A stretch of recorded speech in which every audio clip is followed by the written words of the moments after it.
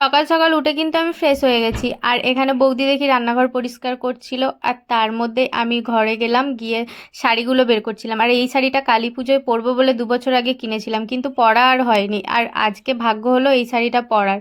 তো আজকে আমি এই শাড়িটা পরবো। আর বাইরে এসে দেখি দাদা এখানে লাইট খাটাচ্ছে আর বরমশাই লাইট ধরিয়ে দিচ্ছে। তো ভালো একটা দৃশ্য দেখলাম। তার মধ্যেই কাকিমাদের বাড়ি আসছিলাম। এখানে ওই কিছু একটা আচার করতে আসছিল, মানে নিয়ম আচার কিছু একটা ছিল, জানি না।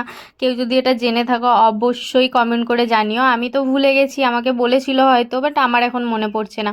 যাই হোক, এখানে কিন্তু বৌদি এটা বরণ করছে, আর এটা আমার বৌদির বৌদি হয়। আর এই যে আজকের বরমশাই এখানে ঢাক বাজাতে চলে এসছে, বলছে লাস্ট বারের জন্য বাজিয়ে নিই, এরপর তো আর বাজাতে পারবো না।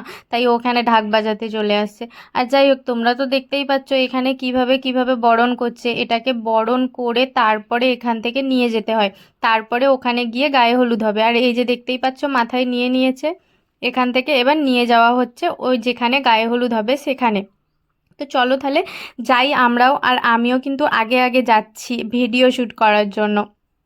তো এরপরে কিন্তু গায়ে হলুদ হবে, আর গায়ে হলুদের পরে কিন্তু আমরা গঙ্গার ঘাটে যাব স্নান করাতে। আর সেই ভিডিও কিন্তু নেক্সট ভিডিওতে আসছে, দেখতে হলে পরের ভিডিওর জন্য অপেক্ষা করতে হবে। আর এই যে এটা হচ্ছে আকাটে পুকুর, এখানে স্নান করানো হবে।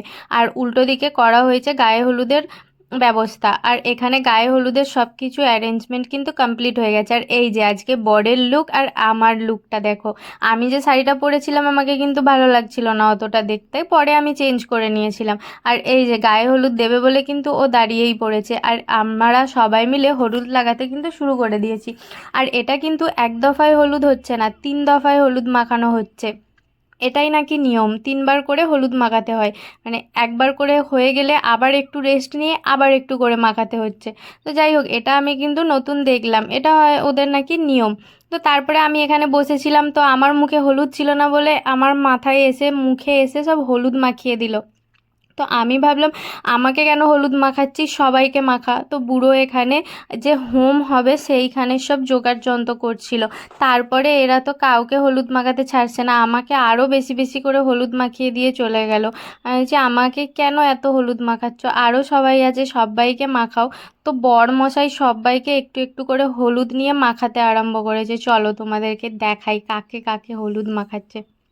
তো এখানে এই যে একটা দিদা আর একটা ঠাকুমা বসে আছে, তাদেরকেও হলুদ মাখাবে। আর ওই যে দূরে দেখো আমার বরমশাই বেরিয়ে পড়েছে, আর তাকে ছুটতে গিয়ে হলুদটা মাখিয়ে দিয়ে ছুটতে চলে এসছে। ও ভেবেছে ওকে যদি কিছু বলে, ওই জন্য ছুটতে গিয়ে হলুদটা মাখিয়ে দিয়ে চলে এলো। তারপরে আমাকে আবারও মাথায় পুরো হলুদে ভর্তি করে দিল। তারপরে ওর বাবাকে গেছে হলুদ মাখাতে। আমি বললাম চলো দুই দিদা আর ঠাকুমার মাঝখানে একটু দাঁড়া দেখি কীরকম লাগে। তো আমি বললাম শুধু ওকে ওরকমভাবে হলুদ মাখিয়ে দিয়ে চলে আসলি কেন, তোর ভয় লাগলো? আমি আছি, গিয়ে ওকে পুরো হলুদে ভর্তি করে দে। তো সেই জন্য ও ওকে বলতে গেল যে হলুদ মাখাবো। তো এই যে দেখো কি ভালো করে হলুদটাকে মাখাচ্ছে, কি সুন্দর করে আদর করে হলুদ মাখিয়ে দিচ্ছে, আর আমি সেটা ভিডিও তুলে নিলাম। তো ও অবশ্য কিছু বলেনি, আর বলবে কেন, সবাই হলুদ মাখছে ও মাখবে না। তারপরে এই যে দিদাকে হলুদ মাখিয়ে দিল, এটা আমার মা, ও মাকে হলুদ মাখিয়ে দিল। তারপরে এখানে ওর মামিকে হলুদে পুরো ভর্তি করে দিচ্ছে দুজন মিলে, দেখো কি অবস্থা, কাউকে ছাড়ছে না। তারপরে সারাদিন না খেয়ে আছি বলে দাদা ডাকলো, অল্প একটু মিষ্টি দিল, এটা খাচ্ছি, খেয়ে একটু জল খাবো, কারণ এমনি না খেয়ে তো থাকা যায় না না। তারপরে এই যে কাণ্ড দেখো, দাদা গোলাপ ফুল এনে দিয়েছিল, আর আমার দাদার পাগলামো আর আমার পাগলামো তো জানোই সবাই। তো চলো তাহলে ভিডিওটা এই পর্যন্ত, আর নেক্সট ভিডিও